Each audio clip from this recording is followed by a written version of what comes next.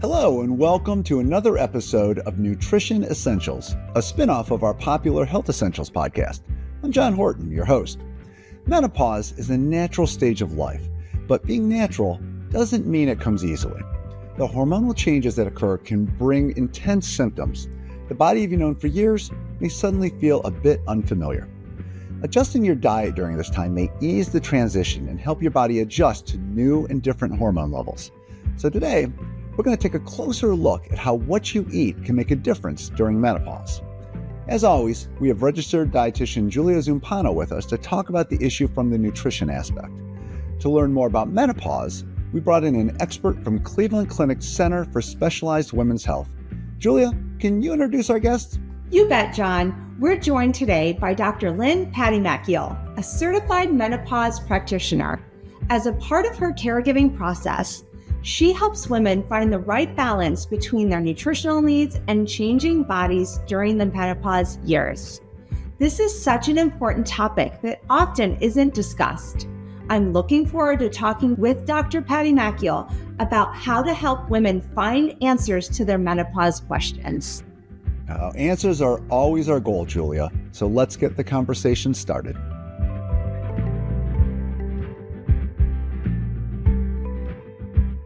Welcome to the Nutrition Essentials podcast, Dr. Pattimakiel. Thanks for joining us to chat about how diet can play an important role as someone works through the challenges of menopause. Thank you both. It's great to be here. So, Dr. Pattimakiel, I've hosted 100 plus podcasts since settling into this chair more than 2 years ago. And I don't think I've ever been more anxious about a topic coming into one of these. Menopause is just a sensitive issue. And it doesn't feel like something that's openly talked about very often. I think you're right. And as you said, menopause is a natural part of life that every woman is going to go through. But still, there's some stigma that's associated with talking about it. And I think when we think about it, it may be due to the stigma with just natural aging, which is often frowned upon in our society. Often, I think being considered hormonal or going through the change has a lot of negative connotation associated with it. So women don't want to feel like they're being thought that they're not able to make rational decisions, more emotional, because that leads to a lot of, I think, discrimination against them, and especially even in the workplace. And then again, there's a lot of misinformation that's out there, which unfortunately is from social media sources and unfortunately even from some other healthcare providers, which makes women fearful in seeking therapy. So I think that's a big challenge. And then, of course, women are always the last ones to put their healthcare first because they're always so busy taking care of everybody else. So I think that's another factor that makes women kind of apprehensive about seeking care. And you had mentioned the misinformation and just how it's not talked about. So today we're gonna break through that. And it seems like if we're going to get more comfortable talking about menopause, it would probably help to fully understand what is taking place within the body during this time. I was really surprised when I started looking at this. I found a study that showed that 80% of women under the age of 40 had none or limited information on menopause. And I'm guessing awareness would be even less among guys. So, Dr. Pattimakiel, can you give us a quick lesson, sort of a menopause 101 to get things started? Absolutely. So the average age in menopause is about age 51, but some women can go as early 40s to as late as late 50s. During this time, again, there's also can be hormonal fluctuations that occur even before menopause occurs. The definition of menopause is technically 1 year without a menstrual period. So without another pathological cause. In the premenopause or menopause transition, there can be a lot of hormonal fluctuations that occur where women can start to see shortening of their cycle, skipping of months. Some women can go even heavier cycles and more frequent, but those do need to be investigated because we want to make sure there's no other underlying pathological cause. And then unfortunately, during this time, women can also start to suffer from symptoms. And every woman is different, so the severity may vary between each woman, but they could be complaining of hot flashes, night sweats, brain fog, mood, memory, concentration issues, unfortunately, weight gain, and other physiological symptoms such as vaginal dryness, decreased libido, and painful intercourse. And since you brought up weight gain, and I know metabolism and weight gain seem to be tied together here, and that always seems to be one of the more distressing aspects of menopause for many women. I imagine seeing numbers on the scale just inexplicably going up can be incredibly frustrating during this time. Absolutely. And women express this frustration to me all the time that despite no change in their activity level, no change in their diet, they start to see around this time frame a gradual increase in their weight. There are estrogen receptors all throughout the body. And we know that estrogen is actually a very important regulator of adipogenesis. The decline in estrogen during this time can affect white adipose tissue distribution and fat accumulation as well. So the reported average weight gain around the menopause, transition menopause, is approximately 5 pounds. But with the women that we see that come to the office, we see a much higher weight gain around this time. And that could also be due to confounding factors that also occur during this time of life. So things like, again, these hot flashes, night sweat that are really disrupting their sleep causes sleep deprivation. Unfortunately, weight gain that's associated can put them at higher risk of obstructive sleep apnea, which is another medical condition that can increase cortisol levels and make it more challenging to get the weight down. So we need absolutely sleep. That's essential to keep the weight down.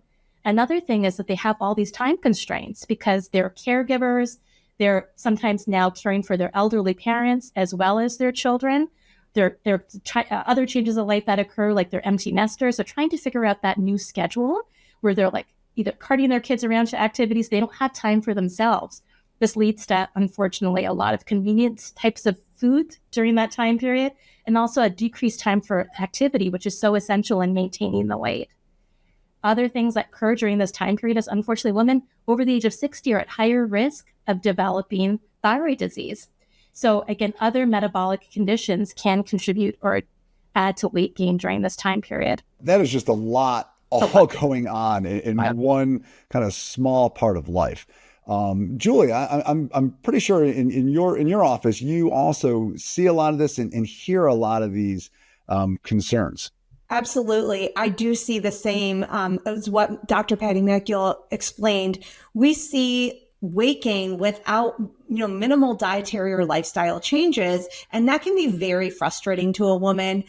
We also see the distribution of weight being varied and different. So weight being more carried around the midsection, the abdominal weight gain. So definitely going from more of a pear shape to an apple shape, which we know can be more risky from a health perspective, that increased adipose tissue around the middle. So it can be very frustrating and difficult. And again, I would agree with Dr. Pattimakiel. The average may be 5 pounds of weight gain, but we tend to see a lot higher of a weight gain and more significant body changes that can certainly lead to being frustrated and also challenges when it comes to exercise. If you're gaining weight in different areas, it's not as easy to move as as it was before. If you're not sleeping, as Dr. Pattimakiel mentioned, you're less up to exercise. You're more likely to grab those convenience foods, reach for more caffeine, more sugar-laden foods to keep your energy level up. So it's a big picture that all interplays together. I think it's key to provide education. Again, a lot of women are not educated properly on what's happening to their bodies and how to best manage their diet and lifestyle to prevent or minimize some of the symptoms around menopause. Now everything you guys just mentioned, I can see where it would be incredibly frustrating. I mean, here, you've lived all these years and all of a sudden you just start putting on pounds without changing your diet. You're still exercising maybe the same amount. And this is just happening because of what's going on during this period. So from a dietary point of view, what are your options when this sort of weight gain happens? Given the hormonal changes that are taking place, I imagine it's just not as simple as cutting way back on calories. No, unfortunately not. And, we don't want to create more deprivation in this time of life either. So no one likes to feel deprived. It's really looking at the quality of calories, where you're getting your calories from, the timing of your meals are essential, the foundation of your meals, are they balanced? Do they have proper amounts of macronutrients, meaning carbohydrates, proteins, and fats? Are you spacing your meals appropriately? And then, we look at other factors too, like caffeine intake and water intake. all of those simple things can be manipulated to help better serve the negative outcomes of menopause when it comes to the way your body's shaped and energy level. So it really can be, you can make huge improvements with nutrition. Dr. Pattimakiel, I know when we talked ahead of time, you had mentioned you have a whole list of things that you ask women when they first come in with this to try to figure out like maybe what's going on with their eating habits and where some changes might be able to take place. I try to like look for areas that we could target that might make it easier for them, like the biggest culprits that can contribute to the weight gain. A lot of this can be associated with that time of night of eating. So the later they eat, the harder it is for them to burn the calories. And again, with this time constraints, our long work days and carting the kids around, often there's meals they could tell that they're getting these calories in at 9 o'clock or 10 o'clock at night. So trying to get that earlier meal in could be very helpful. We also talk about intermittent fasting. So it doesn't work for everybody, but it is a principle that we have seen success with, where patients, we're asking them to try to get their healthy calories in. So they're not starving, they're getting their calories in, but within an 8-hour window.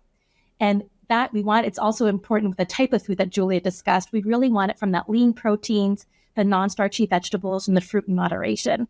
Because another big culprit is those starchy carbs, and they creep everywhere. I say they're the 4 big C's. It's the bread, the pasta, potatoes, and rice, but we tend to use them because they're comfort foods. They're very convenient because, again, they're sandwiches. It's on-the-go type of food. They're sometimes more cost-effective because they can do things like that in bulk. And then also the cultural, like for me, my family is Indian in origin and we eat rice. So my mom thought I was crazy when I said that. Like, I'm going to try to cut back on the rice, but pasta, all of these things tend to be like, it could be definitely ingrained in our, diet. So it's very difficult. What's hard is it seems like those are all things we're conditioned to eat regularly. I mean, they've been part of your life the entire time. Great point about the simple carbohydrates and the nighttime eating. I think fasting, specifically that time restricted eating, is a great way to put structure into your eating habits. So I think it's a lot of the structured timing of your meals. So, I always say, when you're eating after dinner, you're usually not hungry. It's habitual. You're feeding to feed an emotion versus a hunger. So I think it's really key to try to get in all those high quality calories in the middle of the day and in that 8-hour window where you can kind of pack in all that nutrition. Your mind needs that food to focus, needs those calories for energy. So that is really key. And then as the evening goes along, we are less and less feeding our body nutrition, but really feeding our emotion. So that's when some of those unhealthy snacks come into play. So I think that is a great tactic, is the time restricted eating. And I agree with you too, Julia, that another thing I hear my patients tell me is that they're starving all day.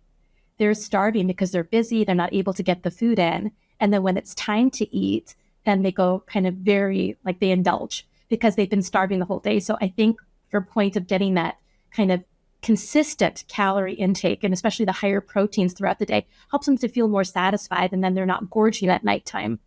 I see underfeeding a lot throughout the day too. I see that very common with women. They may be grabbing a protein bar, a banana, or an apple, and they're way underfeeding. And then when it comes to dinner, they're eating a dinner, but then their hunger catches up with them. So it's really important to fuel throughout your active hours of the day. Yeah. And you had mentioned the 8-hour window. So a lot of the success that you see with that is that, I take it you start eating, maybe you hold off on having breakfast till about 10 a.m., 9 or 10 a.m., and then you make sure you kind of wrap up with dinner at 5 or 6? I think you can adjust it based on your lifestyle. My general recommendation is not eating 3 hours before bed. So you can kind of time it that way too. Everyone goes to bed at a different time. So that's, where I start. I usually ask people, what time do you lay down to go to bed? So I usually, subtract 3 hours from there and have that be the cutoff, and then create that 16-hour fast from there.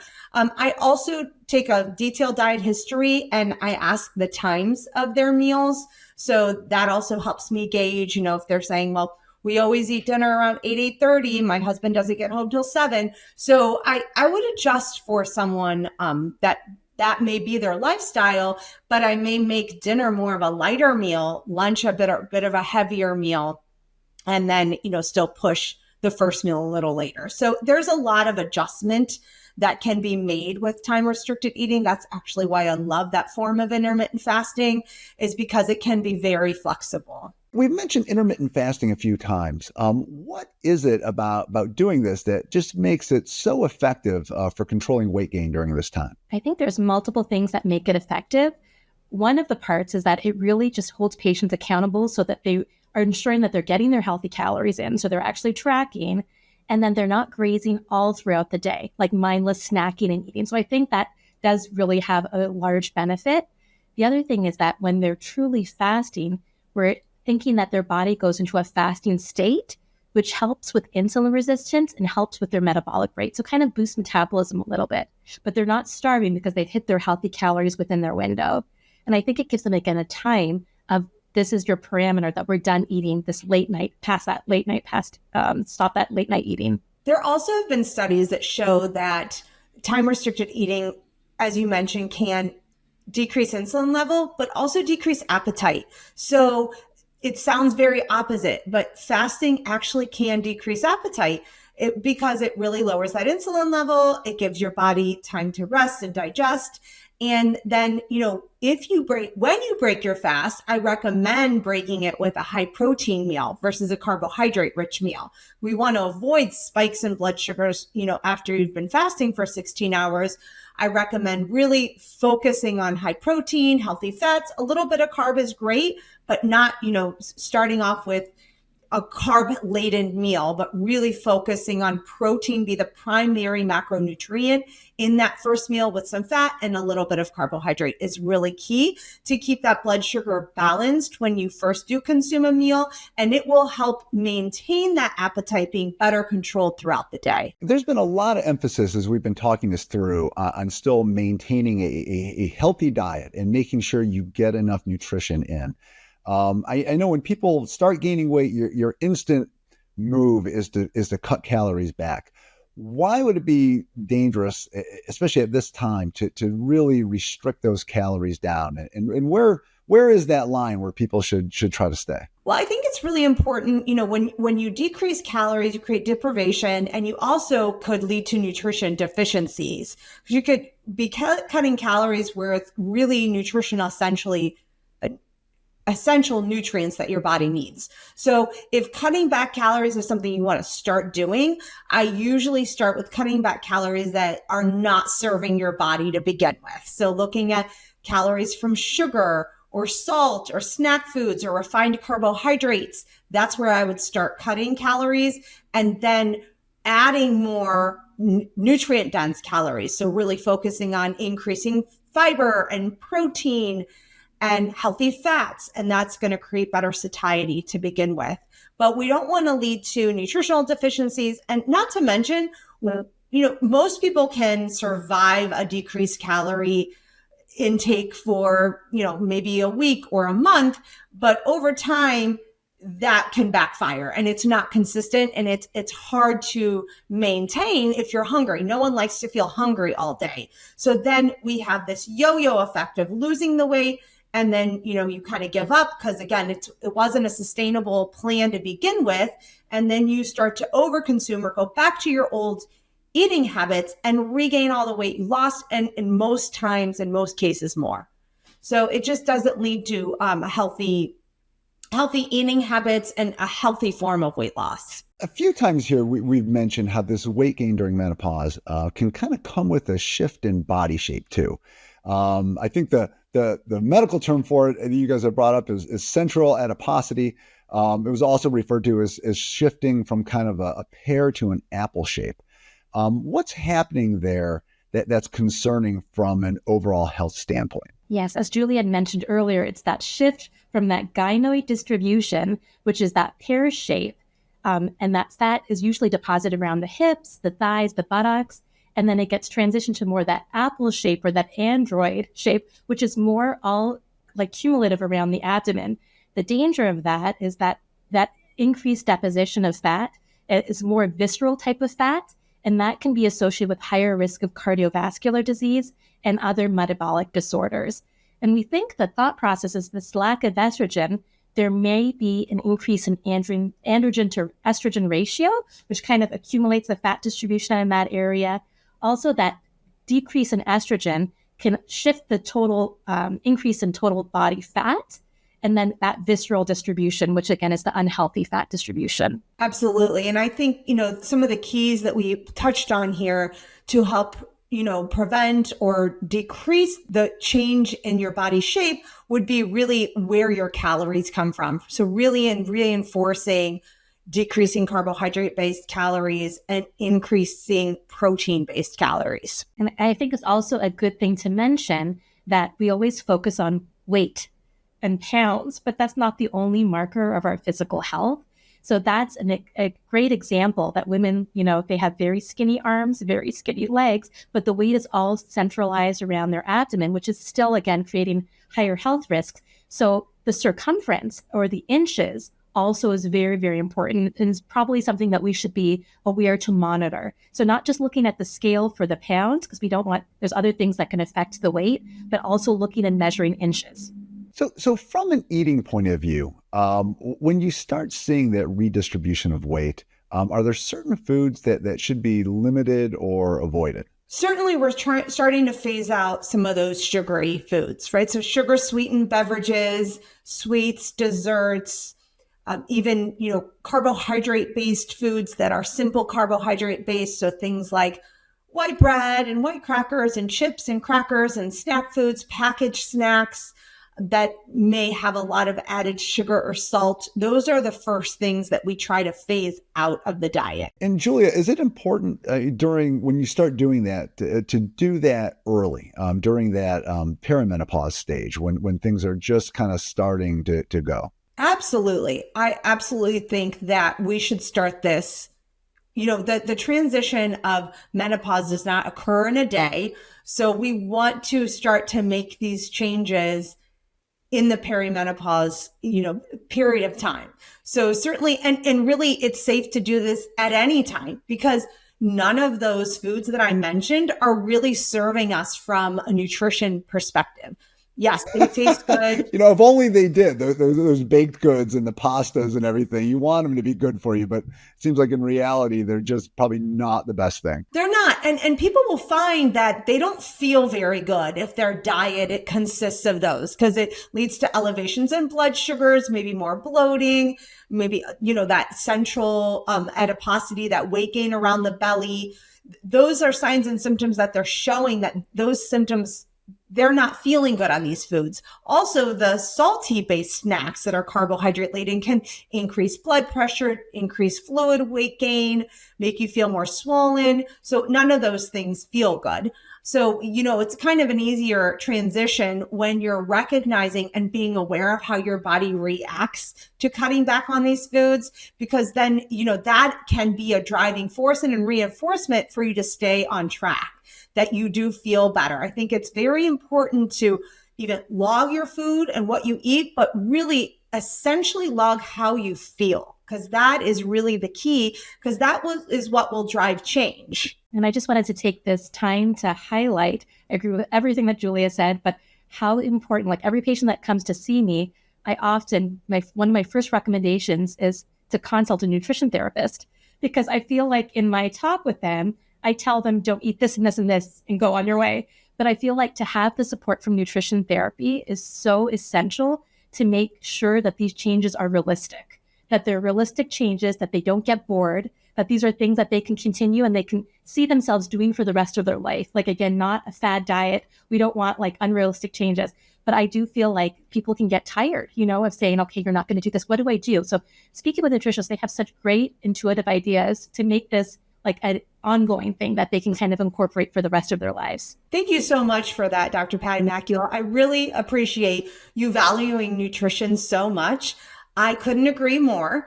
I think meeting with a registered dietitian can give you an individualized plan. And if there are some of those foods that you really want to continue to enjoy in your diet, a registered dietitian can help you figure out how to include them, how often, how much. We are not trying to deprive you of anything here. We're really trying to create better balance and provide better nutrition in the foods that you do choose, and allowing those other foods to be here and there, special occasions, and to control them out. And you still seeing the positive health outcomes from dietary changes. And what I love about the way that everything's been described so far is it's not just, you're not just cutting something out for no reason, or just, oh, this is bad. It's that food starts to have a very specific effect on your body, given some of the changes that have taken place. It's just, you're not processing the same as what you did, 10, 20 years earlier. Absolutely. We've talked about some of the foods that you should avoid, Julia. I know you just brought that up. The carbs, the high sugar foods, things like that. And I know one of the things that you emphasize that needs to be increased are foods that are high in protein. Why is that so important as people enter menopause? Yeah, so getting that lean protein in, coupled with resistance training, core strengthening exercises, is so important, because as we age, we lose muscle. And in menopause, we might see a decline not only in bone density, but also in muscle mass due to increased muscle destruction and decreased regeneration of this muscle. Our goal should really be to kind of increase that ratio of that lean body muscle mass to fat, because that muscle to fat ratio is going to help to increase that metabolic rate and kind of help to fuel the body to keep that metabolism going, which we often see a lot of women describe that they just feel their metabolism shuts down during this time period. So with that loss of you said bone mass and muscle mass, I mean, there's some things that you become more at risk for too, right? Absolutely. So along with the loss of muscle mass and that loss of bone mass, it increases risk, unfortunately, of fracture, which is a whole other thing that needs to be monitored when women are in their menopausal state. Because if it's a fracture of the wrist, of course, that could be unfortunate and painful. But if it's a fracture of the spine or the hip, it could lead to serious complications, even death within the first year because of complications from that, immobility, chronic pain. So many associated complications with that. Well, and then that seems to work against everything else you want too, which is the increased activity and all that. So it can just start it sounds like a real downward cycle. For sure. So if you're looking to avoid that, what's the best approach that you can take to boost protein intake? So I think, first and foremost, I see oftentimes women are consuming most of their protein at dinner time. I think it's really essential that we consume protein all throughout the day and spread out our protein. So, protein can only be absorbed in about 20 to 30 gram increments. So you really want to try to consume multiple small servings of protein throughout the day, or smaller, regular 3 to 4 ounce portions multiple times throughout the day. So usually start including protein with each meal, essentially. So really focusing on getting in anywhere from that 20 to 30, 35 grams of protein at each meal, meaning at least 3 times a day. Making sure that if you consume a carbohydrate as a snack or in between meals, pairing it with a source of protein that will better stabilize blood sugars. So an example might be, instead of just having an apple with a little bit of almond butter or peanut butter. And then if you are struggling getting your protein intake throughout the day, that's where, of course, meeting with a dietitian can help, but also, quick and easy sources of protein like protein shakes or boiled eggs or, leftover chicken or turkey breast from the night before. So there's a lot of easy, quick sources of protein you can include. I also think dairy is essential at this time of life. We talked about the importance of bone health, and dairy also provides excellent sources of protein too. So like Greek yogurt or cottage cheese or part skim cheeses, those are great sources of protein, and they're very quick and easy and convenient. So they'll give you both. They'll give you the calcium, the protein, and amongst many other vitamins and minerals that are essential for bone health. So Julia, you had mentioned kind of targeting 20 grams to 30 grams of protein. For those of us who just don't look at food and come up with those measurements. What's kind of a good way to think about it as you're choosing items to eat? Sure. So a couple examples of 20 to 30 grams of protein would look like a cup of cottage cheese, a cup to a cup and a half of Greek yogurt, a 4-ounce piece of chicken, turkey, or fish. It could be up to 4 eggs would give you about that much, but we want to be mindful of yolks. So usually if you're going to eat eggs every day, I recommend 2 whole eggs and 2 to 3 egg whites mixed together. Nuts and beans have protein as well, but it's a little bit harder to get that 20 to 30 grams from those sources alone. So generally I try to mix them and include them with other foods. So about a cup of beans will give us about 12 grams of protein, and an ounce of nuts will give us between 6 to 7 grams of protein. Those are great to add to meals to help better meet that protein goal, or great options for snacks, because we still want snacks to contain protein. And that's like with the nuts, you're usually talking a small handful for that. I take it with the meats. The reference I always hear is it's about the size of a deck of playing cards, is I think for beef. Does that hold for chicken and other meats too? Yeah, that's about 3 to 4 ounces, depending on the thickness, of course. But the palm of your hand, I always tell my patients, the palm of your hand is specific to you, and that's probably about what you need. I think it's an appropriate amount. Thickness and palm would be a great guideline for flesh protein. So that would include things like chicken, turkey, fish, lean beef, seafood, any of those flesh meats. Dr. Pattimakiel, when people come in and ask you, there's suggestions that you give out too. Yeah. So again, I'm always amazed when I have my patients meet with nutritionists, how they come back with their total protein goal for the day. And I'm always blown away because it's much higher than what we're getting. I think that the average person gets. So they always are trying to find, so I think that was excellent. All those examples of how to get that protein in, because they're like, I can't do anymore. Like, I've maximized how much protein I can get. And then we offer the protein shakes or the protein bars. But I think a main concern when we're doing that, there's so many brands that are out there, and there's so many different things that they're marketed for different things. So we're really looking at the ingredients for these protein bars, these protein shakes, and making sure that they're just not glorified chocolate bars, with protein added. Because some of them are. They are like candy bars. They taste like them too. They taste like them. I can see why, but we're not getting what we want. We're definitely getting an excessive caloric intake. So looking for ones that are really more, I'm going to say, whole ingredients, not processed, things that are going to be lower in calorie count, higher in protein, just like Julia had said. And then also lower sugar and maybe increase fiber, because I think that's going to also help make them feel more full and help with gut transit as well. Dr. Pattimakiel, I can't agree with you more, because I commonly give my patients a protein goal and they are often shocked. So generally, I recommend the general guidelines are between 1 to 2 grams of protein per kilogram. I personally think we should shoot for a little closer to 1.5 grams of protein to 2 grams of protein per kilogram, depending on your activity level, if you're weightlifting, et cetera. That's where a dietitian can really help. But if a patient focuses on just protein, most of their day will be set aside to focus on protein, and they won't even have time or calories left over to be consuming other things, because we are so under consuming protein. It's essential. If you start off with, meeting your protein needs, and then sometimes instead of even going to calories, less and less often am I providing calorie controlled meal plans.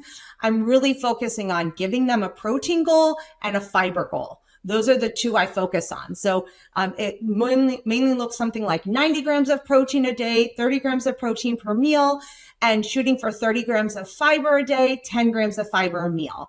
And if they can try to meet those targets, they will be very full, very satisfied, and they won't even be thinking about calories, because they'll be so full and satisfied. And that's enough of a job to begin with. Julia, you'd mentioned the 1.5 grams per kilogram, and that's by your own weight too, right? Current body weight, yes. Okay, right. And just For those who aren't into the metric system, 1 kilogram is about a little over 2 pounds, correct? With a lot of what you guys have talked about here, as far as tracking this, it does seem like a food log would be critical, because I don't know how anybody else goes, but man, I'd have a hard time just knowing how many grams of protein I had a day. Is that usually something that you recommend for people? I do. I do consider a food log as a great option. I also give lists of what would be 30 grams of protein and what would be 10 grams of fiber. So I also create a plan and give them resources if logging is not for you. Because again, it's not for everyone. Some people really don't enjoy that consistent need to log. But I do find that people who log have much greater success when it comes to weight loss. You could do a old school paper notebook log. There's apps that are great. The Cleveland Clinic Diet app is a phenomenal way to get some of that logging in. There's voice logging. There's photo recognition. So there's a lot of great technical tools that you can use to make logging a lot easier, and it will track all that information for you, which is ideal. Let's talk about some other ways that food choices and nutrition therapy can affect issues that come with menopause, including dealing with hot flashes and night sweats. Yeah, so we know that unfortunately for women who are experiencing moderate to severe hot flashes, night sweats, there are a lot of triggers they probably can identify, especially in their diet. So if targeting those and trying to eliminate, they may get a significant response. So common things, and unfortunately they're all the good things again. So I get patients very angry with me. They're suffering. I'm telling, but spicy food is one of the things that can sometimes trigger hot flashes. Women with caffeine, and again, they're drinking increased caffeine because they're not sleeping. They're having this disruptive sleep. So they're doing whatever they can to keep their energy levels up. But caffeine can stimulate hot flashes and night sweats as well. Alcohol, and some women enjoy, a glass of wine at night, but again, trying to cut back on that because we do see it trigger hot flashes. And then even things like hot beverages, because that thermostat is so offset in our brain during this menopause transition, that even a small increase in ambient temperature, they experience it almost like a 10 degrees fold. So they experience that as well. And then other things, of course, like nicotine or smoking, those are things that can increase hot flashes and night sweat. So avoidance of that. Sure. Additional foods are salty foods and sugary foods can really trigger those. So a high salt diet, again, as we mentioned, a lot of sweets, desserts, and sugary beverages can also lead to some of those increased symptoms. In general, is there a particular eating plan that's recommended during menopause and after? Are there foods that should definitely always be on your shopping list? Well, absolutely. We've talked a lot about protein and calcium and fiber. So really those are the key components here, but we want to focus on more of an anti-inflammatory style of eating that really ties in everything we've discussed thus far.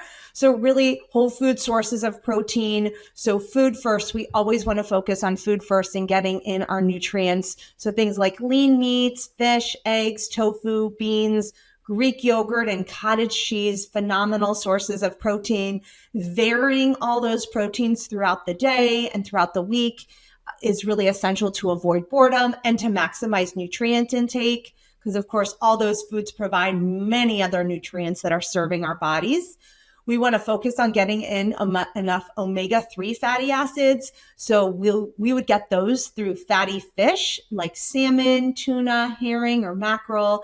They're also found in plant-based foods such as chia seeds, ground flax seeds, hemp seeds, pumpkin seeds, avocado oil are some good sources there too.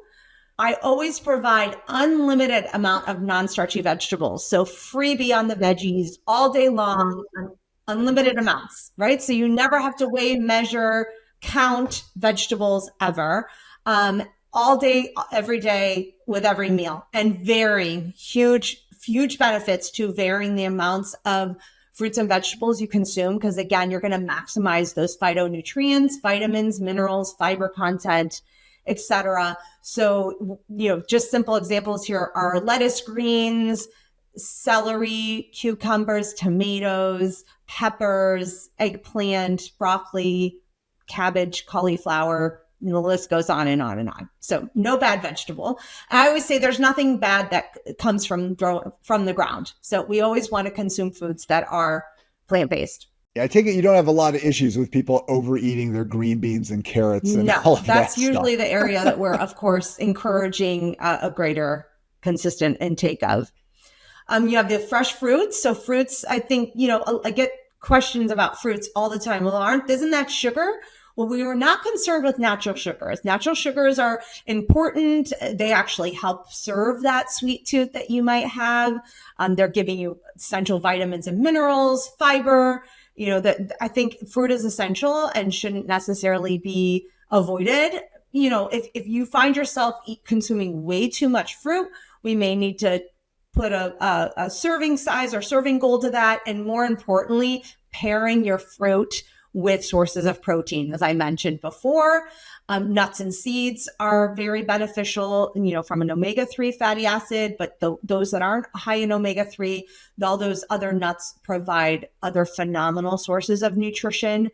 And then extra virgin olive oil has been shown to have a lot of antioxidant power, and again, gives you great anti-inflammatory benefit as well. So that's really the foundation of the diet. Now, that doesn't mean that there's other foods that cannot be included in moderation, but those are the foods we want to have on our grocery list. That's a pretty big list that you just gave us. I mean, it all seems like food that people enjoy, and that you can really build a sustainable diet around. Absolutely. And, they serve, we're talking specifically about menopause, but this diet serves all ages. So, a lot of women who are going through menopause are feeding their family, and their family are all different ages and stages of their life. But we know that this foundational core of foods will serve all stages of life and will help all stages of growth and nutrition support. So it's really important too to know that you're feeding your family these nutrient dense foods as well. Well, it sounds very similar to the Mediterranean diet, which we talk about all the time. It's just kind of an ideal long-term eating plan. Absolutely. I mean, we know the Mediterranean diet is an anti-inflammatory diet. So certainly that's another great route to go too. And they're very, very similar. So, Julia, I know ahead of time when we were talking, you also wanted to get into phytoestrogens. What are those, and how can they possibly help out? Sure. So phytoestrogens are foods that mimic the form of estrogen in our body. And some food sources include soy products, ground flaxseed, peanuts, some fruits and vegetables, chickpeas. So, some people have noted that their symptoms of menopause may be improved by consuming some of these phytoestrogens. But I know that the research is not extremely strong in this area.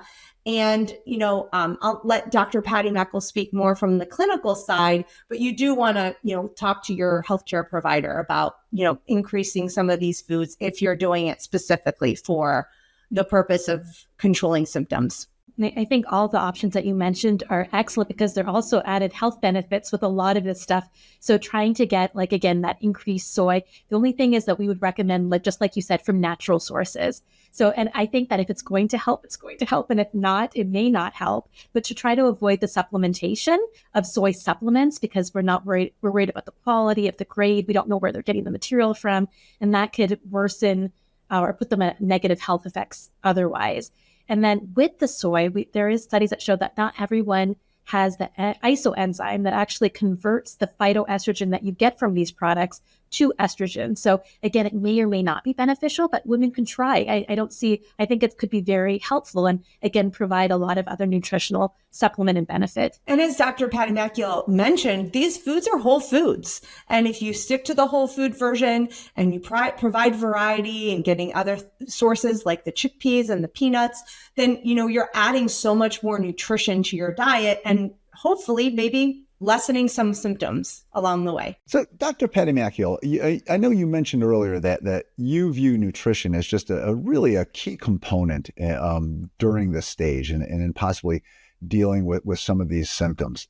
But I imagine it's one of those things that also doesn't just 100% work and solve all your problems. It has to be kind of one piece of an overall puzzle as you're looking to find some answers. Yes, absolutely. So again, it's that well-balanced lifestyle that we're looking for. So that nutrition is a huge key to not just menopause, but to so many chronic medical conditions that can negatively impact the way they experience these life changes.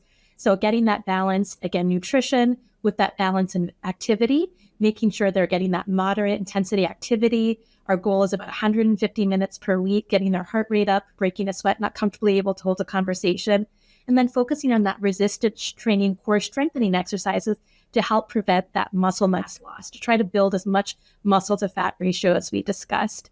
Again, getting the sleep, how important that is. It was so important in this whole picture as well. But then I think it is important also that women don't suffer, that there's a lot of other options that are out there during this menopause transition. And again, knowing that there's a lot of FDA approved, both hormonal and non-hormonal options that are out there that can be individualized and tailored for each woman, depending on their needs. And it sounds like one of the big keys is just to talk about it. It seems like there's so people, they kind of hide everything and they internalize it and don't really share a lot. It sounds like you can get a lot out of just being open about what's going on and trying to find some solutions that would work for you. Yes, absolutely. Unfortunately, maybe as providers, we're at fault as well because we may not ask if they're not sharing. So it's also important for providers to start asking these questions to kind of create an environment that they feel comfortable sharing these symptoms. But a lot of the time, the women may not bring it up because they're apprehensive of the response. They think it's a normal, natural thing that they just have to suffer through, or they're worried about the potential risks of seeking treatment. And it sounds like one of the key things too is as you hit this stage, it is a change that you're going to have for the rest of your life. So a lot of these dietary changes that you might make, these are things that you're going to carry onward as you age gracefully. Absolutely. And that's why we want to make sure it's as realistic and sustainable as possible. And I want to mention, John, these changes don't have to happen overnight. So we don't want to, that can be very overwhelming and daunting. So, gradually making these changes as soon as possible. If you're in the premenopausal range of your life, really looking at starting to make these changes now. Really, any woman in her 30s or 40s should be considering making some dietary changes, adding some resistance training, getting enough sleep, getting enough calcium, getting enough protein, getting enough fluid, which we didn't talk about is extremely essential from an overall health perspective. But looking at small gradual changes, and if you start early and start to build upon the changes that you make, once you get to that menopause time of your life, you've already made some changes. And even if you are in that stage of your life, again, slowly building upon the changes. It doesn't have to change overnight. I usually recommend start with what food group or what you think will be the easiest for you to change. So start with the easiest food goal you can make. And I help my patients set that. But, setting goals and then, again, consistently trying to build upon those goals and slowly as you're focusing on improving your food choices and improving your intake of protein and fiber, then you start to take away some of those foods that aren't necessarily serving that goal. Julia, you mentioned hydration, and you're right. We did not address that earlier. So can you give us a little bit as to maybe what targets should be? Is it more important to make sure you're hydrated during the stages of menopause? I think in general, hydration is key. I think as women get busier and busier in their lives, they tend to forget to drink water unless it's around. And a lot of times we perceive our thirst as hunger. So I think it's important that you look at, am I consuming enough fluid? Am I getting in enough water? Am I adequately hydrated? Because that can affect, again, like I mentioned, your perception of hunger. It can affect your stooling and, your bowel movements and, your urination and expelling certain toxins come out through your urine. So I think it's very important to be hydrated. It also affects your blood pressure. So we want to really be focused on getting enough fluid throughout the day. And if you are going to incorporate some exercise, that's where it's really key to also be very mindful of getting in enough fluid, because you are going to, lose more fluid through sweating. So this has been just a fascinating and interesting discussion, and hopefully it will help people feel a little more open about talking about menopause and maybe how to use diet to ease the transition. Before we say our goodbyes and head our separate ways, though, is there anything else you'd like to add regarding the menopause and that stage of life? So again, just emphasizing that, again, menopause, once you're in menopause, you are in menopause. So symptoms may start to get better for the hot flashes and night sweats, but with time, there are other changes that can occur the longer you're in menopause. So that bone health still needs to be monitored. Vaginal health still needs to be monitored. So even if they're having just mild symptoms of the hot flashes, night sweats, and those get better, it's still important to seek care to make sure that they're being treated appropriately. I couldn't agree more. Really just shedding light on this topic that is not addressed enough. So if you are a woman struggling with any of these symptoms, whatever stage you're in, really seeking help from a healthcare provider. Well, that's a great way to wrap things up. I want to thank both of you for just offering so much fabulous information, and I appreciate your time today. Thanks so much, Sean. Thank you. There's no question that menopause brings changes to bodies, with many of them being uncomfortable. Adjusting your diet during this time by following the tips suggested by Dr. Pattimakiel and Julia might help ease the process, and it may even leave you healthier and happier as you move forward. If you liked what you heard today, please hit the subscribe button, leave a comment to share your thoughts. Till next time, eat well.